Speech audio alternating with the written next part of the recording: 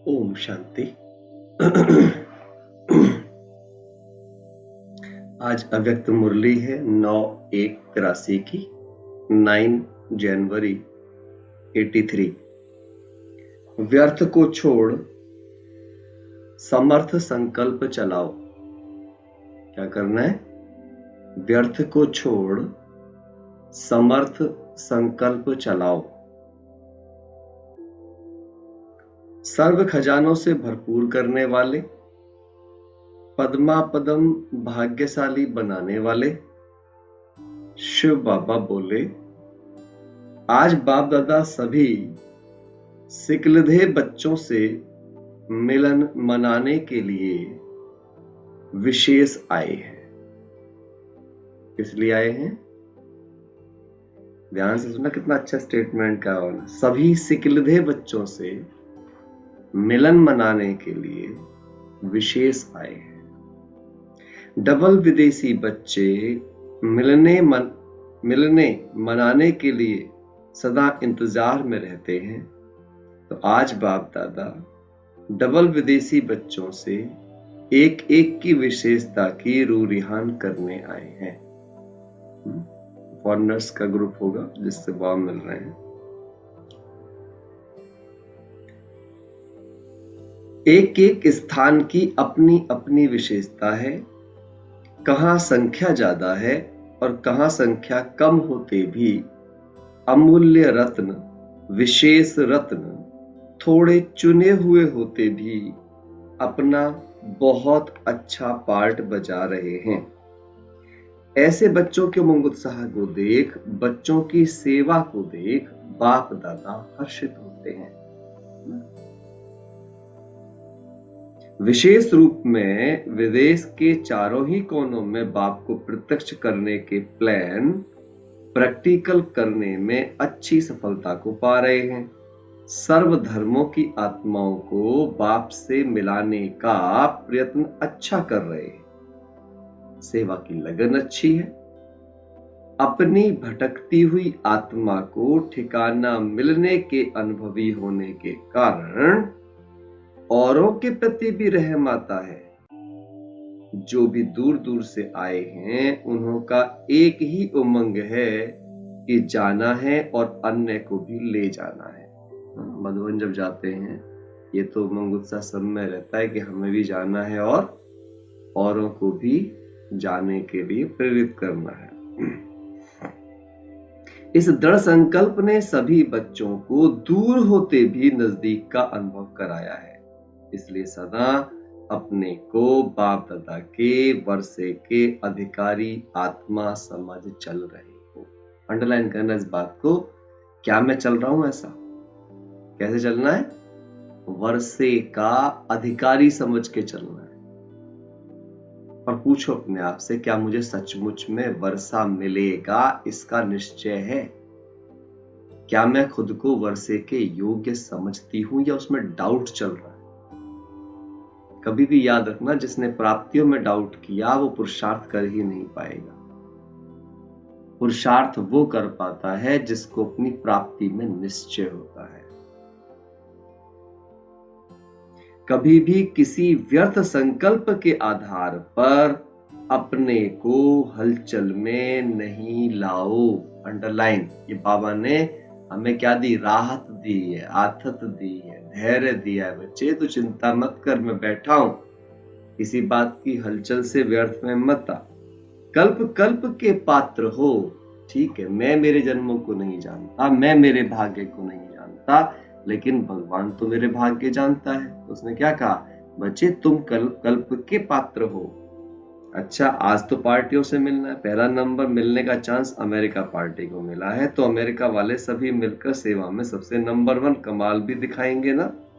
अभी बाबा देखेंगे कि कॉन्फ्रेंस में सबसे बड़े से बड़े वीआईपीज कौन ले आते हैं। नंबर 1 वीआईपीज कहां से आ रहे हैं? अमेरिका से। वैसे तो आप बाप के बच्चे वीआईपी हो। भाई पीछे भी कहा था ना बाबा ने, आपके आधार पर विश्व बदल जाता है। समर्थ कैसे बनने वाली मुरली में था ना उस दिन संडे को। आपके आधार पर विश्व बदलता है। इसलिए आप सबसे बड़े वीआईपी और कितने भी वी लगा सकते हो, राजी बाबा कहते हैं। लेकिन जो इस दुनिया के वीआईपी हैं, उन आत्माओं को भी संदेश देने का यह चांस है। इन्हों का भाग्य बनाने के लिए यह पुरुषार्थ करना पड़ता है, क्योंकि वे तो अपने को इस दुनिया के बड़े समझते हैं। अब बाबा पोजीशंस की बात कर रहे हैं कि दुनियावी पोजीशंस वाले लोग हैं, उन तक बात पहुंचाने के लिए, है ना, दुनियावी सेवा की बात कर रहे हैं बाबा। वर्ल्ड आत्मा की, अपनी आत्मा की सेवा के साथ दूसरों का। तो छोटे छोटे कोई प्रोग्राम में आना वह अपना रिगार्ड नहीं समझते, इसलिए बड़े प्रोग्रामों में बड़ों को बुलाने का चांस है। वैसे तो बाप दादा बच्चों से ही मिलते हैं और रुझान करते हैं, विशेष आते भी बच्चों के लिए ही हैं। फिर ऐसे लोगों का भी उल्हना ना रह जाए कि हमें हमारे योग्य निमंत्रण नहीं मिला। वैसे तो बाबा से मिलने की आयत होती नहीं है ना किसी भी विकारी आत्मा की, जब तक कि आप पवित्र ना बनो, धारणाओं पे ना हो। लेकिन बाबा कहते ऐसों को इसलिए मौका देना होता कि उनकी वजह से अनेकों का कल्याण हो जाता। उनके साथ आने वाले जो साधारण आत्माएं होती हैं, वो भगवान के भोले बच्चे उनको देखकर बाप से मिलने आ जाते हैं। फिर ऐसे का उल्हना न रह जाए कि हमारे योग्य निमंत्रण नहीं मिला। इस उल्हने को पूरा करने के लिए सब प्रोग्राम रचे जाते हैं। आज बाबा ने रीजन देखो, कितना गहरा रीजन बताया बाबा ने कि बड़े बड़े प्रोग्राम क्यों बनाए जाते हैं सेवाओं में, इतने सब खर्चे करके, ताकि उन बड़े बड़े वीआईपी जो अपना सम्मान किसी बड़े प्रोग्राम का गेस्ट बनने में, चीफ गेस्ट बनने में महसूस करते हैं, तो बाबा उनके लिए वो बड़े बड़े प्रोग्राम रचवाते हैं। वरना तो ऐसे किसी प्रोग्राम की कोई आवश्यकता कभी हो ही नहीं बाबा से मिलने के लिए। देखिए बाबा कितनी बड़ी विधि आज स्पष्ट की है हम बच्चों को। हर बात के पीछे रीजन होता है बाबा का। बाप दादा को तो बच्चों से प्रीत है, उसे प्रोग्रामों से इन सबसे नहीं, और बच्चों को बाप दादा से प्रीत है। अच्छा, सभी डबल विदेशी तन से और मन से संतुष्ट हो। यहाँ पे डबल विदेशी शब्द भले ही यूज हो रहा है, बट आप अपने आप को ही ऑब्जर्व करें। थोड़ा भी किसको कोई संकल्प तो नहीं है, कोई तन की व मन की प्रॉब्लम है? पूछ रहे बाबा। किसी को, आप में से किसी को तो नहीं है ठंड लग रही हो, जबरदस्ती बैठे हो, ऐसा कुछ तो नहीं चल रहा है किसी का? है किसी को? तन मन से बीमार तो नहीं बैठे यहाँ पे? ठीक ठाक बैठे? पूछ रहे हैं थोड़ा भी किसको कोई संकल्प तो नहीं है? शरीर बीमार हो लेकिन संकल्प की बीमारी से मन डिस्टर्ब ना हो। अब आपने वो भी क्लियर कर दिया, शरीर बीमार है भी, ये मैटर नहीं करता, लेकिन मन बीमार ना हो। सदैव खुशी में नाचते रहो तो शरीर भी ठीक हो जाएगा। अब बाबा ने खुशी की खुराक आपको बता दी, ठीक हो जाएगा। मन की खुशी से शरीर को भी चलाओ तो दोनों एक्सरसाइज हो जाएंगी। खुशी है दुआ और एक्सरसाइज है दवाई। देखा, ये है भगवान, कितनी बढ़िया बढ़िया बातें बाबा बताते हैं। दोनों को क्या क्या चीज बता दिया हमें, लिख लो इसको। यही पॉइंट होते हैं बड़े कमाल के, है ना। क्या क्या बोला? खुशी है दुआ और एक्सरसाइज है दवाई। ये दो चीजों से हम अपने शरीर को पूरी तरह ठीक रख सकते हैं बाबा बताओ। तो दुआ और दवा दोनों होने से सहज हो जाएगा। एक बच्चे ने कहा रात्रि को नींद नहीं आती है, सोने से पहले योग में बैठो तो फिर नींद आ जाएगी। अब ये नींद वालों का इलाज कर दिया बाबा ने आज। इंसोमेनिया की प्रॉब्लम जिनको भी हो, बाबा ने बता दिया बच्चे सोने से पहले क्या करो, आधा घंटे बाबा को प्यार से याद करो, नींद प्रॉपर आएगी एकदम। और ये बिल्कुल सच है। सोने के पहले योग में बैठो तो नींद आ जाएगी। योग में बैठने समय बाबा के गुणों के गीत गाओ।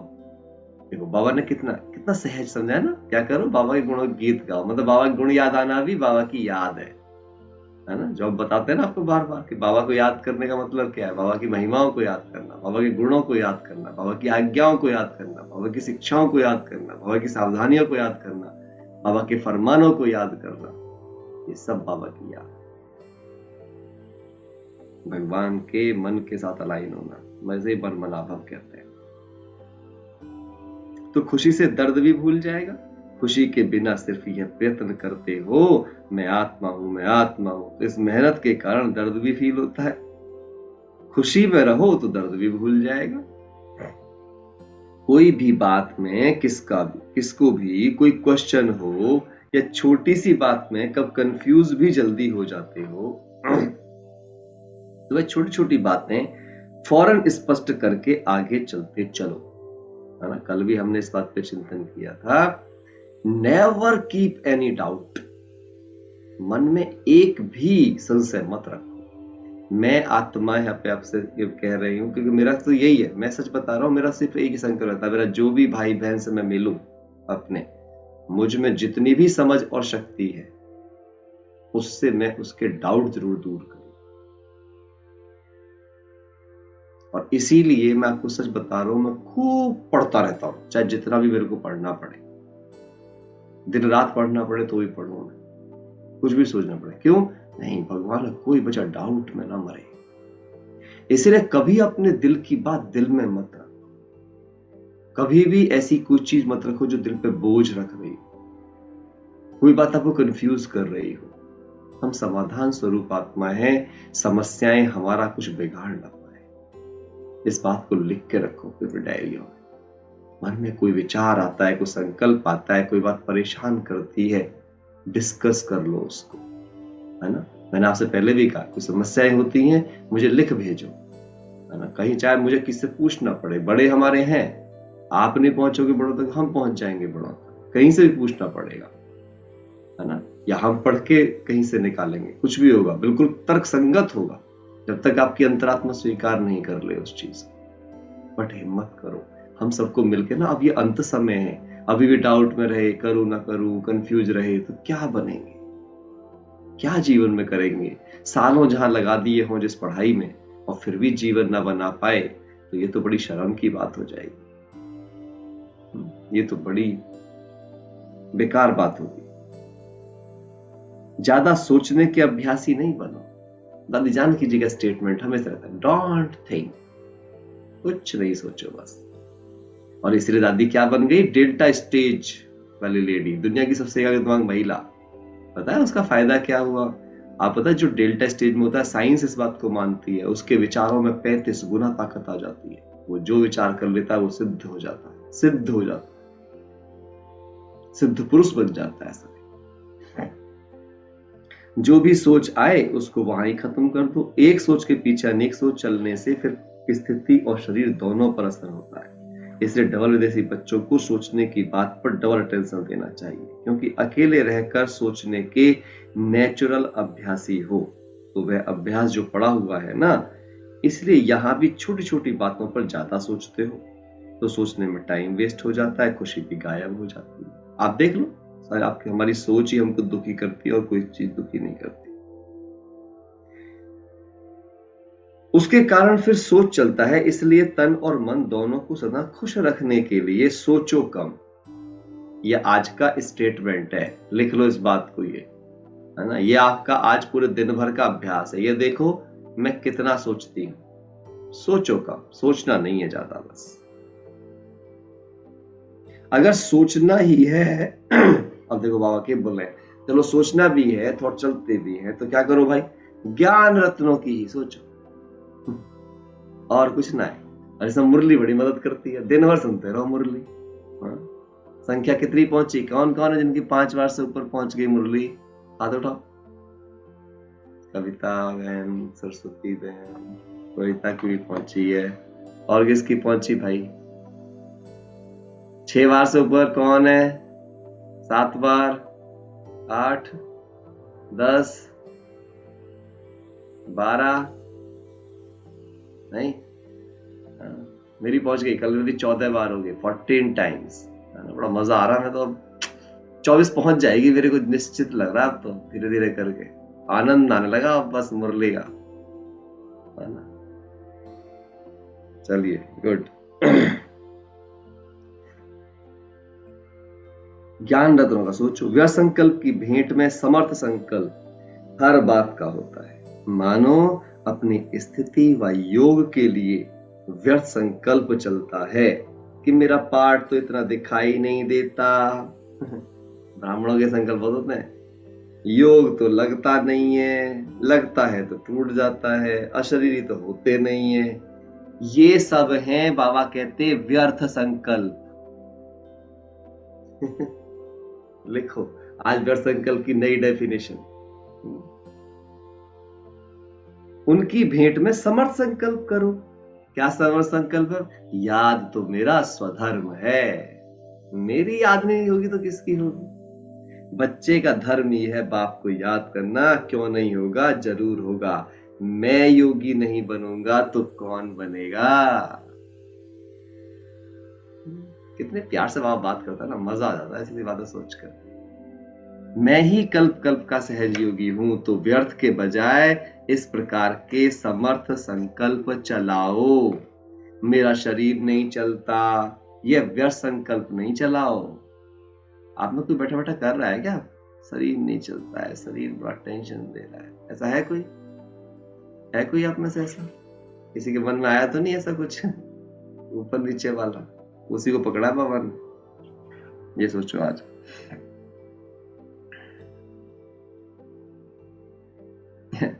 रात को आपको एक अजीब सा हंसी का अनुभव सुनाता हूँ। हुआ क्या कि मैं 10:30 या पौने 11 बज गए होंगे, 11 बजे मैं सोया और पता नहीं क्या हुआ, 11:53 पे मेरे को लगा टाइम हो गया 2:50 और मैं बिल्कुल एकदम फ्रेश करके उठ गया और घड़ी बड़ी कुछ नहीं देखी, जाके मुंह भी धो लिया, पेस्ट भी सब करा करके और सब तैयारी कर दी और लैपटॉप ऑन कर दिया, सारी चीज कर दिया। उसके बाद घड़ी देखी, अरे ये क्या है, अभी तो 11:53 हुआ है।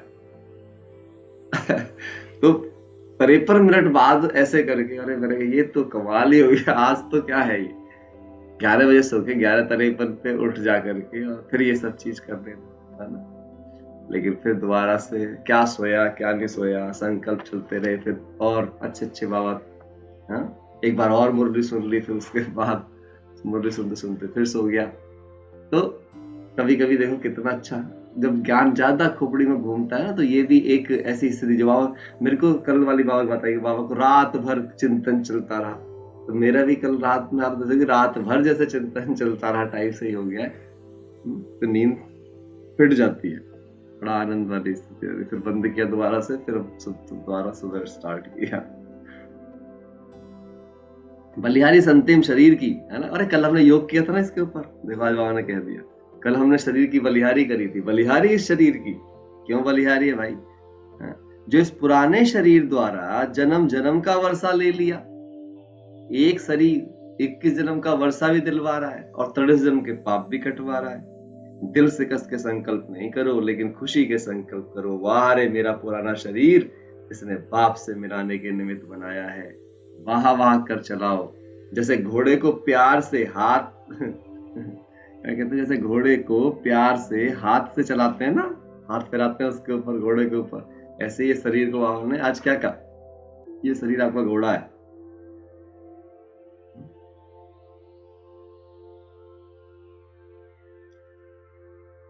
हाँ जी, चलाते। तो घोड़ा बहुत अच्छा चलता है, अगर घोड़े को बार बार चाबुक लगाएंगे तो और ही तंग करेगा। यह शरीर भी आपका है, इनको बार बार ऐसे नहीं कहो यह पुराना है, बेकार शरीर है। कुछ तो देखो रोते ही रहते हैं शरीर के बारे में, क्या बताएं भैया, यहाँ दर्द है वहां दर्द है। अरे अच्छी बात है, दर्द है तो बाबा तो याद आ रहा है कम से कम। सोचो इस बात को लेकर के बोलती है। मैं सुन रहा था एक विदेशी भैरव कहते मेरे को दर्द हुआ, मैंने कहा वाह थैंक यू, दर्द बाबा रहने देना इसको यहाँ पे, क्योंकि ये रह रहा है तो आप मुझे याद आ रहे हो।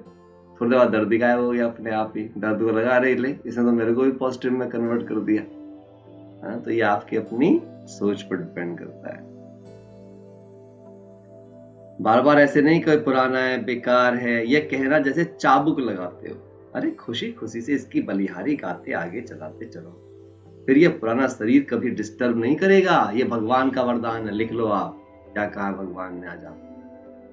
अगर ऐसे प्यार चलाओगे, बलिहारी गाओगे शरीर की, तो ये कभी आपको डिस्टर्ब नहीं करेगा। मुझे तो बड़ी खुशी मिली, कल तो मैंने देखी भी नहीं थी मुरली, और देखो कल का हमारा योग यही था, है ना, आज मुरली में भी आ गया। वाह, बहुत सहयोग देगा। कोई ने कहा प्रॉमिस भी करके जाते हैं फिर भी माया आ जाती है।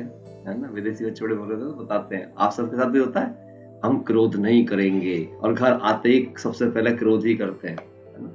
बाबा को बड़ा बड़ा पत्र लिख के आते हैं, बाबा बस जाने के बाद कभी क्रोध नहीं करेंगे, रोज ऐसे योग करेंगे। हाँ? सोचो, माया से घबराते क्यों हो? माया आती है आपको पाठ पढ़ाने के लिए, है ना। हमने इसका भी अभ्यास किया था कि कोई भी सिचुएशन किस लिए आती है जिंदगी में, पाठ पढ़ाने के लिए आती है। आप उसका पाठ पढ़ लो, फिर आएगी नहीं। घबराओ नहीं, पाठ पढ़ लो। कभी सहनशीलता का पाठ पढ़ाएगी, कभी एक रस स्थिति में रहने का पाठ पढ़ाएगी, कभी शांत स्वरूप बनने का पाठ पक्का कराने आती है। तो माया को उस रूप में नहीं देखो, माया आ गई घबरा जाते हो, लेकिन समझो कि माया भी हमारी सहयोगी बन बाप से पढ़ा हुआ पाठ पक्का कराने के लिए आई है। माया इज माई क्वेश्चन पेपर। माया को सहयोगी के रूप में समझो। अभ्यास किया था ना हमने कल, जितनी भी आत्माएं डिफिकल्ट है, थैंक यू, क्योंकि वे ना होती तो मेरे गुण प्रयोग ना होते, शरीर में दर्द ना होते, बीमारियां ना होती तो मेरे गुण प्रयोग ना होते। हर सिचुएशन को थैंक यू। दुश्मन नहीं समझो। आप देखो, आज आपने सुना पहली बार बाबा कहते हैं माया क्या नहीं समझो, बस आप बोलते हैं माया दुश्मन है। आज उनका माया को दुश्मन नहीं, क्या समझो, सहयोगी समझो। ये मेरी सपोर्टर है, मुझे आगे बढ़ाने के लिए आई है, मेरा क्वेश्चन पेपर है, मुझे इंटेलिजेंट बनाने के लिए आई है। ब्यूटीफुल, मजा आ गया ना। इतनी बढ़िया बात बात की। बस यहाँ तक इस पैरा को पढ़ेंगे क्योंकि लंबी मुरली है, और इसको फिर कल पूरा करेंगे।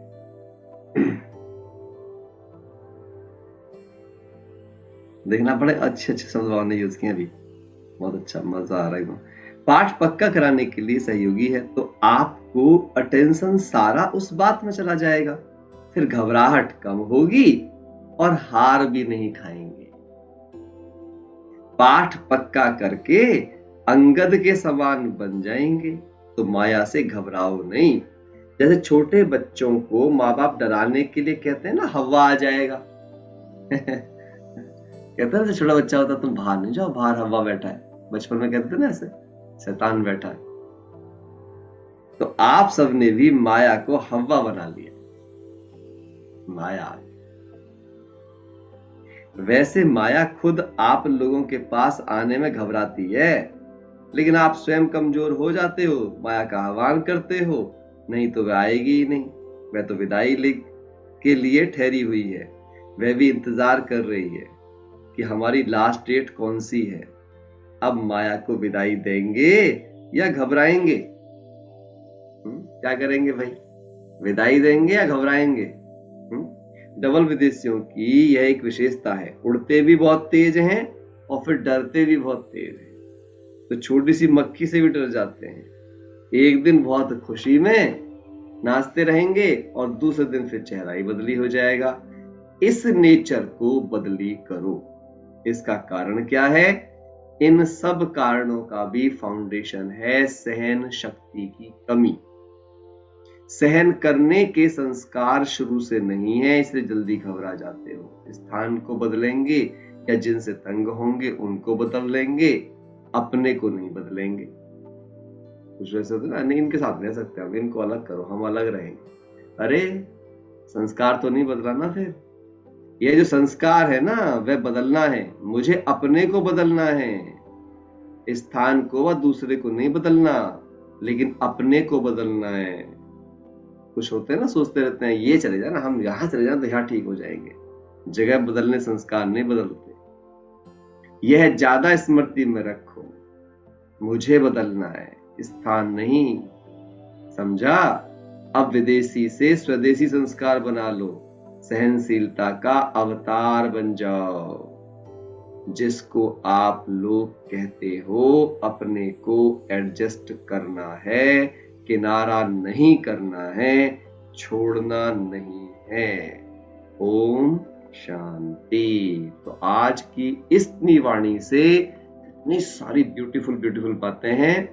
माया को सहयोगी बनाना है, शरीर को थैंक यू बोलना है, बीमारियों को थैंक यू बोलना है, सहनशीलता का अवतार बनना है। और क्या करना है? दुआ कौन सी लेनी है और दवा कौन सी? खुशी है दुआ और एक्सरसाइज है दवाई।